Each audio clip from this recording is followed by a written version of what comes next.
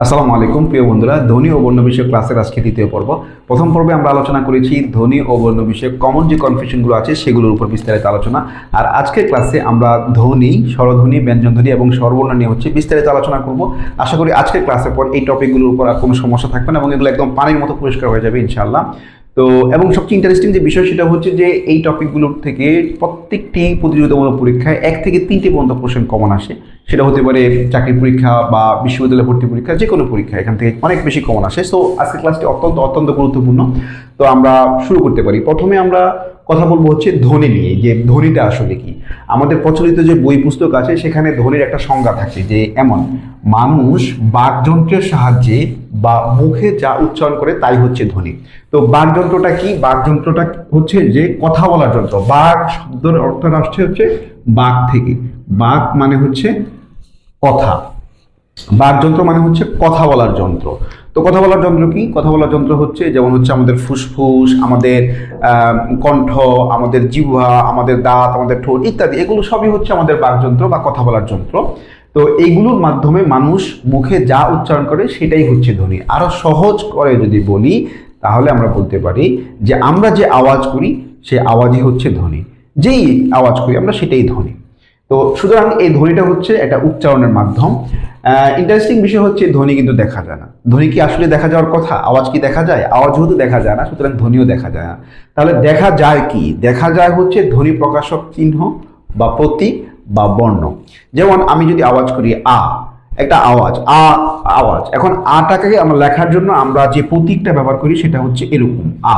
আবার যদি বলি ই, এটা একটা আওয়াজ। এটাকে প্রকাশ করার জন্য আমরা যে প্রতীকটা ব্যবহার করি বা বর্ণটা ব্যবহার করি সেটা হচ্ছে ই, এই যে এটা। তো তাহলে এই ব্যাপারটা যদি আমরা বুঝি তাহলে আমরা এটাও বুঝবো যে সকল বর্ণই ধ্বনি, কিন্তু সকল ধ্বনি বর্ণ না। সকল বর্ণই ধ্বনি, কারণ আমাদের যে বর্ণগুলো আমাদের প্রচলিত আছে, যেমন স্বরবর্ণ, ব্যঞ্জন বর্ণ, প্রত্যেকটি বর্ণের কিন্তু কি আছে? একটা আওয়াজ আছে, একটা ধ্বনি আছে। কিন্তু প্রত্যেকটি ধ্বনির কিন্তু কোনো বর্ণ নাই। বানর যে আওয়াজ করে, তারপর হচ্ছে ঘোড়া যে আওয়াজ করে, এগুলো বা ব্যাঙ যে আওয়াজ করে, এগুলো প্রকাশ করার মতো কিন্তু স্পেসিফিক কোনো বর্ণ কিন্তু নাই। সুতরাং আমরা এটা নির্দ্বিধায় বলতে পারি বা এটা আমরা আশা করি পরিষ্কার হয়ে যাব এখন যে সকল ধ্বনি কিন্তু বর্ণ না।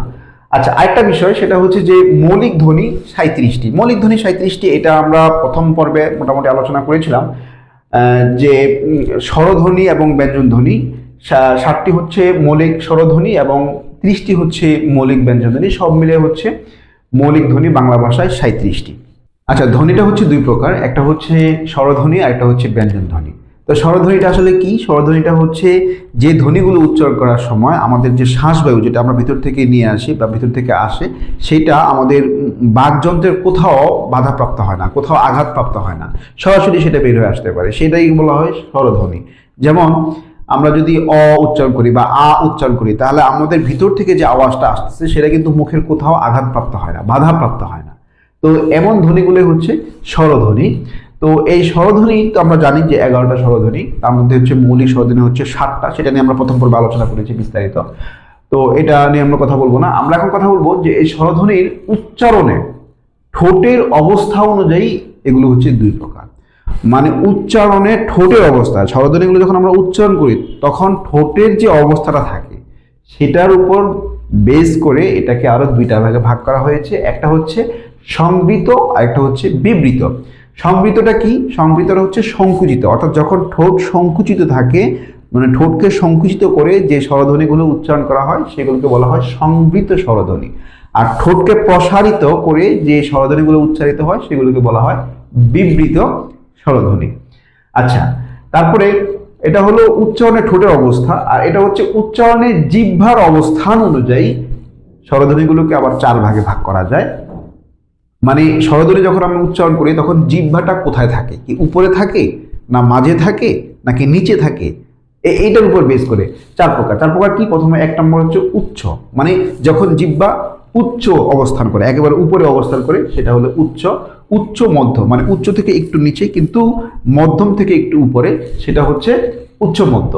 তারপর হচ্ছে নিম্ন মধ্য, মানে হচ্ছে ঠিক মাঝখানে না, মাঝখান থেকে একটু নিচু, সেটা হচ্ছে নিম্ন মধ্য। আর নিম্ন হচ্ছে একদম ঠোঁটের মানে জিহ্বার অবস্থান যখন একদম নিচে থাকে তখন সেটা হচ্ছে নিম্ন স্বরধ্বনি।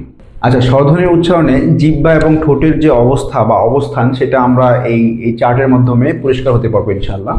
আমরা ইতিপূর্বে জেনেছি যে উচ্চারণে জিহ্বার 4টা অবস্থান থাকে এবং ঠোঁটের হচ্ছে মৌলিকভাবে 2টা অবস্থান থাকে।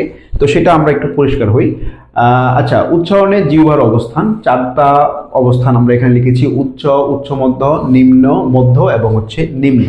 মানে জিহ্বা যখন একদম উপরে থাকে সেটা হচ্ছে উচ্চ। এই জিহ্বা যখন একদম উপরে থাকে এই অবস্থায় হচ্ছে যে ধ্বনিগুলো উচ্চারিত হয় সেটা হচ্ছে ই এবং ই, হ্রস্ব ই এবং দীর্ঘ ই। ঠিক একইভাবে হ্রস্ব উ, দীর্ঘ উ। তোমরা যদি খেয়াল করো দেখবে যে জিহ্বাটা হচ্ছে উপরে অবস্থান করে, হ্যাঁ, একদম উপরে অবস্থান করে। তারপরে ঠিক উপর থেকে একটু নিচে অবস্থান করে হচ্ছে উচ্চ মধ্য এ এবং ও উচ্চারণ করতে গিয়ে। আর জিহ্বার অবস্থানটা নিম্ন মধ্য, মানে একদম নিচে থাকে না, কিন্তু নিচ থেকে একটু উপরে থাকে হচ্ছে এ। আমরা জানি একটা মৌলিক স্বরধ্বনি হচ্ছে এ, সেটা উচ্চারণ করার সময়। তারপর হচ্ছে অ উচ্চারণ করার সময়। আর জিহ্বার অবস্থানটা একেবারেই নিচে থাকে হচ্ছে আ উচ্চারণ করতে গেলে জিহ্বার অবস্থানটা একদম নিচে থাকে। ঠিক একইভাবে আমাদের যে ঠোঁটের অবস্থা, এখানে ওষ্ঠাধর সংবৃত এবং বিবৃত। আমরা জানি ঠোঁট যখন সংকুচিত থাকে তখন সেটাকে বলা হয় সংবৃত, ঠোঁট যখন হচ্ছে প্রসারিত থাকে সেটাকে বলা হয় বিবৃত। এখন আমরা আমাদের যে দুইটা ঠোঁটের কিন্তু 2টা নাম আছে। উপরের ঠোঁটের নাম হচ্ছে ওষ্ঠ আর নিচের ঠোঁটের নাম হচ্ছে অধর। তো সম্মুখ ওষ্ঠাধর সংবৃত, মানে ওষ্ঠ যোগ অধর, মানে 2টা ঠোঁট, ওষ্ঠ এবং অধর 2টা। তো সামনের ওষ্ঠ এবং অধর কি থাকে? সংবৃত বা সংকুচিত থাকে। কোন সময়? যখন হচ্ছে ই এবং ই উচ্চারণ করি সে সময়, এবং এ উচ্চারণ করার সময় এবং এ উচ্চারণ করার সময়। তারপরে কেন্দ্রীয় ওষ্ঠাধর বিবৃত, মানে আমাদের যে ওষ্ঠ এবং অধর, উপরের ঠোঁট এবং নিচের ঠোঁট, এগুলো কেন্দ্রীয়ভাবে প্রসারিত থাকে। যখন আমরা আ উচ্চারণ করি, যখন উচ্চারণ করি তখন হচ্ছে এই জায়গাটা পুরোটা হচ্ছে প্রসারিত হয়ে যায়। আর পশ্চাৎ ওষ্ঠাধর গোলাকৃত, মানে আমাদের যে ঠোঁট, ওষ্ঠ এবং অধর, এগুলোর হচ্ছে পিছন সাইডটা গোল আকৃতির হয়ে যায়। যেই ধ্বনিগুলো উচ্চারণ করার সময় সেগুলো হচ্ছে উ উ। এই যে তোমরা যদি খেয়াল করো তাহলে কিন্তু সেটা ফিল করবে, এবং এটা যখন পড়বা তখন এটা এইভাবে প্র্যাকটিস করে কিন্তু পড়তে হবে, তাহলে সেটা আর ভুলার কোনো সম্ভাবনা নাই। পরীক্ষা হলে হচ্ছে ওই প্র্যাকটিস করে কিন্তু তুমি অ্যান্সার করতে পারবা। তারপর হচ্ছে ও, যখন ও উচ্চারণ করা হয় তখন কিন্তু হচ্ছে পশ্চাৎ, মানে ঠোঁটের পিছন সাইডটা হচ্ছে গোল আকৃতি ধারণ করে। উ উ ও অ, এই প্রত্যেকটা ধ্বনি উচ্চারণ করার সময় আমাদের উপরের ঠোঁট এবং নিচের ঠোঁটের যে পিছন সাইডটা আছে সেই পিছন সাইডটা হচ্ছে গোল আকৃতি ধারণ করে। আচ্ছা, ধ্বনির দ্বিতীয় প্রকার হচ্ছে ব্যঞ্জন ধ্বনি। ব্যঞ্জন ধ্বনি কাকে বলে? ব্যঞ্জন ধ্বনি হচ্ছে সেই সমস্ত ধ্বনিগুলো, যে সমস্ত ধ্বনিগুলো উচ্চারণ করার সময় শ্বাস বায়ু মুখের কোথাও না কোথাও বাধাপ্রাপ্ত হয় বা আঘাতপ্রাপ্ত হয়। অর্থাৎ স্বরধ্বনি হচ্ছে যে আঘাতপ্রাপ্ত হয় না, বাধাপ্রাপ্ত হয় না, আর ব্যঞ্জন ধ্বনি হচ্ছে যে মুখের কোথাও না কোথাও বাধাপ্রাপ্ত হয়, সেগুলোকে বলা হয় ব্যঞ্জন ধ্বনি। একটা ইন্টারেস্টিং বিষয়, সেটা হচ্ছে এই ব্যঞ্জন শব্দের অর্থ কিন্তু হচ্ছে রান্না করা তরকারি। এটা একটা অফ টপিক, কিন্তু মনে আসলো তাই বললাম। মৌলিক ব্যঞ্জন ধ্বনি হচ্ছে 30টি, কিন্তু ব্যঞ্জন বর্ণ হচ্ছে আমরা জানি 39টি। তাহলে 39টি যদি ব্যঞ্জন বর্ণ হয় আর মৌলিক ব্যঞ্জন ধ্বনি যদি 30টি হয়, তাহলে বাকি যে 9টি সেগুলো কোনগুলো? সেগুলো হচ্ছে এই যে এইগুলো, মানে মৌলিক নয় এমন 9টি ব্যঞ্জন ধ্বনি হলো ইয়, মূর্ধন্য, তারপর হচ্ছে মূর্ধন্য স, তারপর হচ্ছে অন্তস্থ জ, অন্তস্থ অ, খণ্ডত, অনুস্বার, বিসর্গ এবং চন্দ্রবিন্দু। আচ্ছা, স্বরবর্ণ কি? স্বরবর্ণ হচ্ছে যে স্বরধ্বনি প্রকাশক যে চিহ্ন বা প্রতীক, সেগুলোকে বলা হয় স্বরবর্ণ। অন্যভাবে বললে এমনটা বলা যায় যে যে বর্ণগুলো উচ্চারণ করতে অন্য কোনো বর্ণের সাহায্য নিতে হয় না, সেগুলোকে বলা হয় স্বরবর্ণ। তো স্বরবর্ণ হচ্ছে মোট 11টি। আমরা জানি অ, আ, ই, উ, উ, রি, এ, ওই, ও এবং ও, এই 11টি হচ্ছে স্বরবর্ণ। এখন স্বরবর্ণের সংক্ষিপ্ত রূপকে বলা হয় হচ্ছে কা। যেমন এবং এই কারটা হচ্ছে যেই বর্ণের সংক্ষিপ্ত রূপ সেই বর্ণের নাম অনুযায়ী সেই কারের নামকরণটা হয়। যেমন আয়ের সংক্ষিপ্ত রূপ আমরা লিখি হচ্ছে আ কা, ই সংক্ষিপ্ত রূপ হচ্ছে ই কা, এভাবে লিখি, তাই না? আয়ের সংক্ষিপ্ত রূপকে আমরা লিখি হচ্ছে এই যে এইভাবে লিখি, আবার ই এর সংক্ষিপ্ত রূপকে আমরা লিখি হচ্ছে এই যে এভাবে লিখি। আবার দীর্ঘ ই কার এর সংক্ষিপ্ত রূপকে আমরা লিখি এই যে এভাবে লিখি, তাই না? এই হচ্ছে কার। কিন্তু প্রত্যেকটি স্বরবর্ণের কার আছে, সংক্ষিপ্ত রূপ আছে, একটি মাত্র বর্ণ ছাড়া, সেটি হচ্ছে অ। এই অ এর কিন্তু কোনো সংক্ষিপ্ত রূপ নেই, যার কারণে এই অকে বলা হয় নীলিন বর্ণ। এই অকে বলা হয় হচ্ছে নীলিন বর্ণ। নীলিন বর্ণ বলা হয় অকারকে। সুতরাং সংক্ষিপ্ত রূপ বা কার এর সংখ্যা কয়টি? সংখ্যা হচ্ছে 10টি।